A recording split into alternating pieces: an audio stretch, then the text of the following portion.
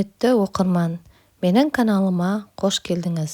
Менің арнама тіркеліп, лайк басып, комментария жазуды ұмытпаңыз. Отбасында екі ағайынды болдық. Ағам екеуміз ғана.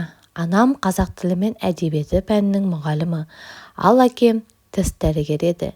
Мен бірінші, ағам 4-ші курста оқып жүргенде үйге түскен ұрылар анам мен әкемді жазым қылып өлтіріп кетті.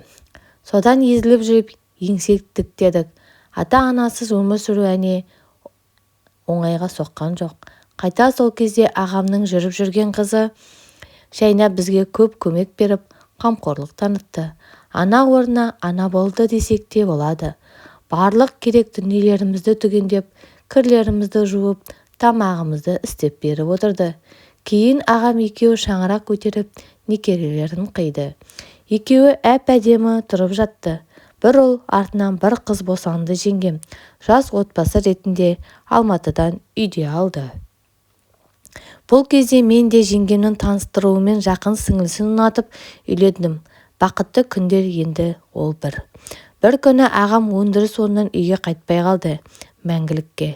Өндірістегі аварияның салдарынан Семендегі ағам және оның жанындағы 3 жігіт көз жұмыпты. Жылап еңіреп қала бердік. Әсіресе жеңгеме ауыр тиді бұл жағдай.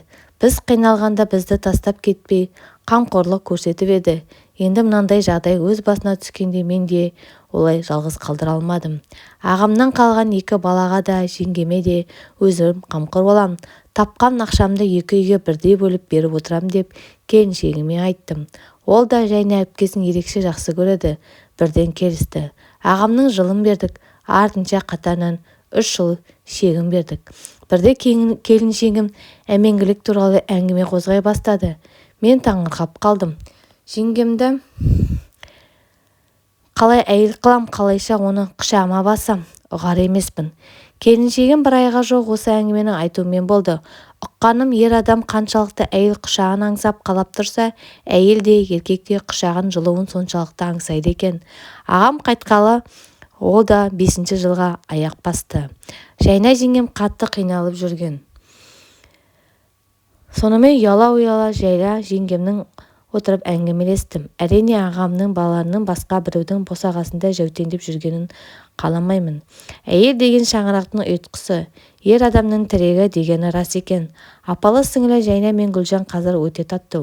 Гүлжаннан Құдайдың берген 3 ұлым бар, ал әмеңгілік алған Жайна еңгемнен сүйкімді қызым бар. Жалпы 6 баланың әкесі атанып отырған жайым бар. Осындай бар тапқанымды 2 үйге қылдай бөлім. Келіншектерім де риза. Өздері де жұмыс істеп, бірінің жетпей жатқанын біріне апарып беріп күліп ойнап жүр. 2 үйге де кезекпенен қонам. Мен бұл жайтты баяндау арқылы еліміздегі бәлең болып барып жатқан тоқа мәселесін қоздырайын деп отырған жоқпын. Тек басыма түскен осы істен сіздерге сабақ болсын деген ақылым. Алладан бар тілерім осы көздеген көрінген ботақандарымның амандығы мен қос келіншегімнің татулығы.